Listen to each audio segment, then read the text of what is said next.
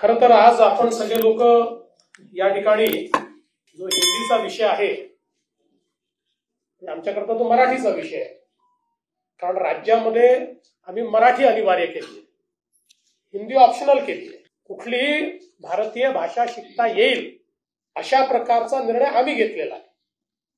पण तरी देखील झोपलेल्याला उठवता येतं, झोपेचं सोंग घेतलेला उठवता येत नाही. आणि म्हणून याचा थोडासा प्रवास हा आपल्या सगळ्यांना समजला पाहिजे असं मला वाटतं. खरं म्हणजे राष्ट्रीय शैक्षणिक धोरण सर्वात आधी कर्नाटकने लागू केलं, मग मध्य प्रदेशने, मग तेलंगणाने आणि मग उत्तर प्रदेशने. 21 सप्टेंबर 2020 रोजी महाराष्ट्राचे तत्कालीन मुख्यमंत्री उद्धव ठाकरेजी यांनी हे शैक्षणिक धोरण कशा प्रकारे लागू करायचं याकरता एक तज्ञ समिती नियुक्त केली होती. 16 ऑक्टोबरला त्याचा GR 16 ऑक्टोबर 2020 रोजी उद्धवजींच्याच नेतृत्वाखाली हा GR निघाला आणि अतिशय नामवंत अशा प्रकारचे शास्त्रज्ञ अभ्यासक डॉक्टर रघुनाथ माशेलकर साहेबांच्या अध्यक्षतेखाली 18 लोकांची कमिटी तयार करण्यात आली. या 18 लोकांमध्ये कोण कोण होते?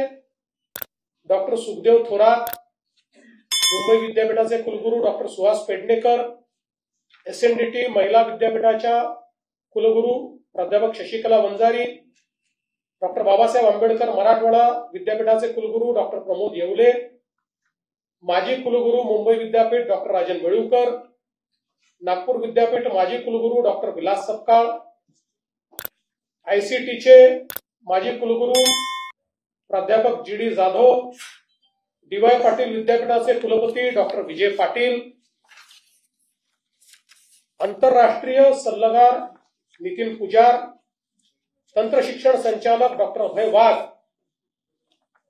आणि हैदराबाद सिंध नॅशनल कॉलेजिएट विद्यापीठ मुंबईचे कुलाधिकारी निरंजन हिरानंदानी, शासकीय अभियांत्रिकी महाविद्यालय पुणेचे संचालक भारत आहुजा, मराठवाडा वाणिज्य विद्यालय पुणेचे प्राचार्य देविदास गोल्हर, मुंबई विद्यापीठाचे सिनेट सदस्य मिलिंद साटम, पार्ले टिळक व्यवस्थापन महाविद्यालयाचे शिक्षण तज्ञ डॉक्टर अजित जोशी, शिक्षा विद्या प्रबोधिनी हा महत्वाचा आहे, शिक्षा विद्या प्रबोधिनीचे संस्थापक विश्वस्त विजय कदम जे शिवसेनेचे उपनेते आहेत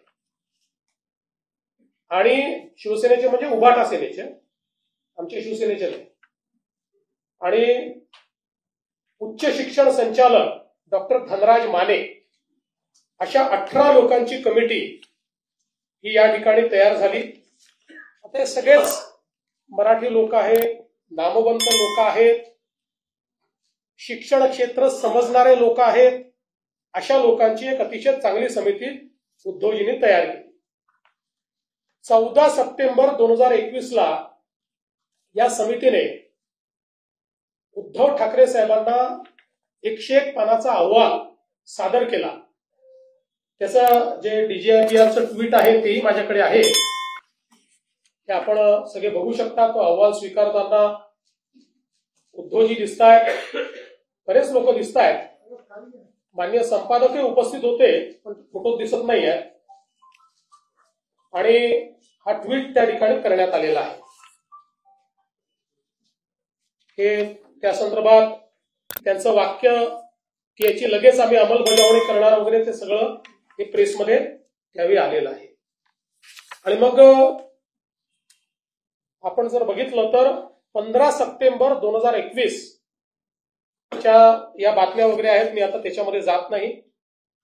आता या अहवालात काय म्हटलेलं आहे, या सर्व तज्ञांनी काय म्हटलेलं आहे, तर या अहवालाच्या 8व्या प्रकरणामध्ये भाषेचा विषय आलेला आहे, पृष्ठ क्रमांक 56. आता पृष्ठ क्रमांक 56 वर अहवालामध्ये जो काही या ठिकाणी शिफारस त्यांनी केलेली आहे त्याच्याकरता एक उपगट तयार करण्यात आला होता, आणि त्या उपगटामध्ये कोण होते भाषेच्या उपगटामध्ये? डॉक्टर सुखदेव थोरात, नागनाथ कोतापल्ले, अजून काही सदस्य होते. पण यात भाषेच्या या उपगटामध्ये महत्वाचे सदस्य होते विजय कदम. उबाठाचे उपनेते विजय कदम हे या उपगटाचे नेते होते किंवा यातले प्रमुख होते. आणि यांनी काय शिफारस केली आहे? तर यांनी शिफारस अशी केलेली आहे की मुद्दा क्रमांक 8.1 इंग्रजी आणि हिंदी भाषा ही दुसरी भाषा म्हणून पहिल्या वर्गापासून लागू करण्यात यावी. 1ली ते 12वी असे 12 वर्ष विद्यार्थी इंग्रजी शिकतील तर त्याला इंग्रजी भाषेची जाण येईल आणि आवश्यक पुस्तके वाचता येतील. अभियांत्रिकी, वैद्यकीय आणि अन्य तांत्रिक व्यावसायिक अभ्यासक्रमांसाठी ते सज्ज असतील. उच्च शिक्षण संस्थांमधून मराठी शिकवण्याला प्राधान्य द्यावेच लागेल, पण त्याच वेळी इंग्रजी आणि हिंदी ही दुसरी भाषा पहिल्या वर्गापासून ते 12वी पर्यंत सक्तीची करण्यात यावी. आवश्यकता भासत असेल तर महाविद्यालयीन शिक्षणाच्या 3 किंवा 4 चौथ्या वर्षाच्या पदवी अभ्यासक्रमामध्येही हिंदी सक्तीची करावी. आता कोणी म्हटलंय? उद्धवजींनी तयार केलेल्या समितीमध्ये ज्यात उबाठा सेनेचे उपनेते हे सदस्य आहेत त्यांनी केलेली ही शिफारस आहे. खरं म्हणजे हे रिकमेंडेशन आता इंग्रजीमध्ये आहे, ते पुन्हा मी वाचून दाखवत नाही.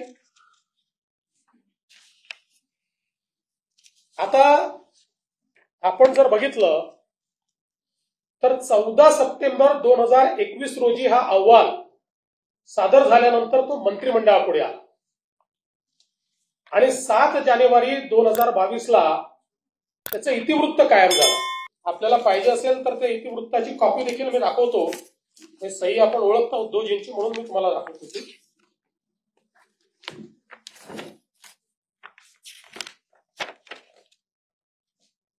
या ठिकाणी उद्धवजींची सही आहे.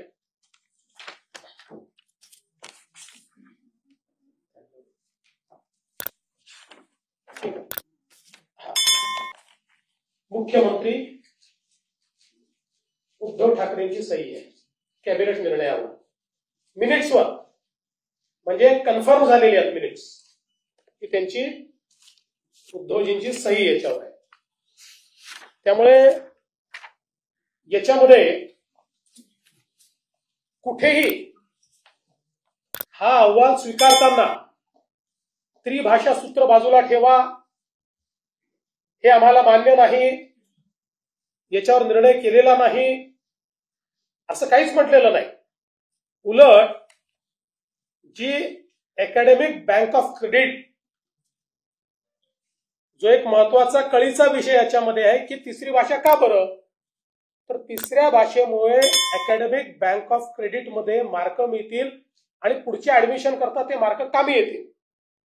त्या अकॅडमिक बँक ऑफ क्रेडिटलाही मान्यता याच कॅबिनेटच्या निर्णयातनं देण्यात आलेली आहे.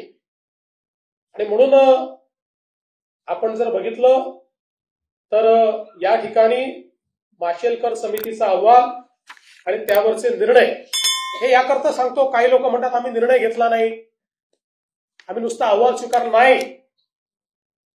या ठिकाणी मंत्रिमंडळाच्या बैठकीमध्ये हा विषय घेऊन त्याला मान्यता दिली आणि मग त्याच्यावर कमिटी काय तयार केली, याच्या इम्प्लिमेंटेशन करता नियम बनवायची कमिटी. अहवाल स्वीकारलेला, फक्त आता आणि मग ती जी कमिटी झाली त्याच कमिटीने काम करत करत करत आमचे जीआर निघालेले आहेत. हे जे जीआर आमच्या काळात निघाले आहेत तेच काम करत करत करत ते आमच्या काळामध्ये अशा प्रकारचे सगळे जीआर निघालेले आहेत. आणि म्हणून मला असं वाटतं की या संदर्भात आपण जर बघितलं असेल तर 16 एप्रिलला 2025 ला आम्ही पहिला जीआर काढला आणि त्या जीआर मध्ये आपण असं म्हटलं की मराठी ही सक्तीची आहे, दुसरी भाषा आपण इंग्रजी म्हटली, तिसरी भाषा आपण हिंदी म्हटली. त्यावर अनेकांनी प्रश्नचिन्ह उपस्थित केल्यानंतर आपण 17 जूनला हा GR बदलला आणि यामध्ये सांगितलं की कुठलीही भारतीय भाषा तिसरी भाषा म्हणून शिकता येईल. आणि त्याही GR मध्ये आपण सांगितलं मराठी सक्तीची भाषा कुठली? मराठी. आणि तिसरी भाषा म्हणून कोणतीही भारतीय भाषा शिकता येईल अशा प्रकारचा स्पष्टपणे GR काढला. आणि याच्यामध्ये आपण जर विचार केला तर ही तिसरी भाषा पहिलीपासून नाही आहे. त्याचं लेखन वाचन हे तिसरीपासून आहे. आणि 2 वर्ष पहिले नुसती बोली आहे, म्हणजे त्यांच्याशी संवाद करायचा. त्यामुळे हा जो काही अहवाल या ठिकाणी मांडण्यात आला होता त्यानुसारच खरं म्हणजे आमच्या सरकारने निर्णय घेतला नव्हे तर सक्तीची केलेली हिंदी याच्यामध्ये ऑप्शन देण्याचं काम आमच्या सरकारने केलं की कुठलीही भारतीय भाषा. आणि मला या निमित्ताने खरं म्हणजे भारतरत्न डॉक्टर बाबासाहेब आंबेडकर यांनी जे भाषण केलेलं आहे त्यातले एक काय महत्वाचं आहे तर काय मत होतं भारतरत्न डॉक्टर बाबासाहेब आंबेडकरांचं? One language can unite people, 2 languages are sure to divide. This is an inexplorable law. Culture is conserved by the language. Since Indians wish to unite and develop a common culture, it is the bounden duty of all Indians to own up Hindi as their language. An Indian who does not accept this proposal as a part and parcel of linguistic state has no right to be Indian. He may be 100% Maharashtrian, Tamilian और गुजराती. पुढे त्यांनी असं म्हटलेलं आहे की आपली मातृभाषा ही शिकलीच पाहिजे पण त्यासोबत हिंदी देखील शिकली पाहिजे.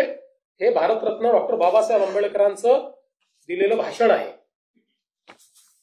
तथापि आज ज्या प्रकारे नेहमीच्या पद्धतीनं आपणच निर्णय घ्यायचे पण या मंत्रिमंडळामध्ये त्यावेळेची संपूर्ण शिवसेना होती. उद्धवजी त्याचे प्रमुख होते. शरद पवार साहेबांची पार्टी पूर्णपणे त्या ठिकाणी होती आणि काँग्रेस पार्टी पण होती. या सगळ्यांनी मिळून याला मान्यता दिली. आम्हीच नव्हतो. ठीक आहे, आमचा काही त्याला विरोध नाहीये पण सगळ्यांनी. कारण माशेलकर साहेबांसारखे, सुखदेव थोरात साहेबांसारखे अभ्यासक ज्यावेळेस एखादा रिपोर्ट देत आहेत आणि तो जर स्वीकारला होता तर चूक काय? पण नेहमीच्या पद्धतीनं सत्तेत असलं की वेगळं बोलायचं, सत्तेतनं बाहेर आलं की वेगळं बोलायचं, सत्तेत असलं की रिफायनरीला विरोध करायचा, सत्तेच्या बाहेर असलं की रिफायनरीला विरोध करायचा, पुन्हा सत्तेत आलं की पत्र पाठवायचं केंद्र सरकारला आमच्याकडे रिफायनरी करा. ही जी पद्धत आहे याच्यामध्ये केवळ विरोधाला विरोध अशा प्रकारची पद्धती दिसते. त्यामुळे खरं तर पहिला प्रश्न म्हणजे या सगळ्या प्रक्रियेत राज ठाकरे नव्हते. कारण त्यांचा मंत्रिमंडळातही नव्हता, अपोजिशनलाही कोणी नव्हता. मला तर असं वाटतं की पहिला प्रश्न राज ठाकरेंनी उद्धव ठाकरेंना विचारला पाहिजे की तुम्हीच जर याला मान्यता दिली तर आता कुठल्या तोंडानं आंदोलन करायला निघाला, हा प्रश्न विचारला पाहिजे. पण आम्ही ही भूमिका ज्या दिवशी दुसरा GR काढला त्या दिवशी आम्ही भूमिका मांडली की आम्ही सक्तीची करणार आहे. आम्हाला अशा प्रकारचे जे विषय आहेत हे विषय सर्वानुमते करून घ्यायचे आहे. आणि म्हणून आम्ही त्या दिवशी सांगितलं की दादा भुसे सगळ्यांची चर्चा करतील, आमचे मंत्री महोदय सगळ्यांचं म्हणणं ऐकून घेतील आणि सगळ्यांसमोर वस्तुस्थिती देखील ठेवतील. कारण अकॅडमिक बँक ऑफ क्रेडिटमध्ये तिसरी भाषा शिकली नाही तर आमच्या मराठी मुलांना तिथे मार्क मिळणार नाही. पण इतर मीडियमचे जे लोक आहेत, इंग्रजी मीडियमचा जो आहे त्याला त्या ठिकाणी मराठी ही कंपल्सरीच आहे, अनिवार्य आहे. गुजराती मीडियम वाल्याला त्या ठिकाणी मराठी आणि इंग्रजी ही अनिवार्यच आहे. त्यामुळे त्यांना 3 भाषा सूत्राचा फायदा मिळून अकॅडमिक बँक ऑफ क्रेडिटमध्ये क्रेडिट मिळतील आणि आपल्या मराठी मुलांना मात्र ते मिळणार नाही. आणि मग या अकॅडमिक बँक ऑफ क्रेडिटच्या माध्यमातून उद्या ज्यावेळेस त्यांच्या प्रवेशाचा विषय येईल त्यावेळी आमचे मराठी मुलं नेमके तिथे मागे पडतील. आणि म्हणून या ही सगळी वस्तुस्थिती सगळ्या नेत्यांसमोर मांडावी, अभ्यासकांसमोर मांडावी. काही नवीन नेते देखील तयार झालेले आहेत, त्यांच्या समोर ती मांडावी आणि त्यानंतर एक सांगोपांग अशा प्रकारचा निर्णय घ्यावा. या दृष्टीनं आम्ही दादा भुसेंना सांगितलं. दादा भुसेंनी काही लोकांशी संपर्क देखील सुरू केलाय. पण मला असं वाटतं की याच्यावर चुकीच्या पद्धतीचं राजकारण जे आहे हे करणं चाललंय.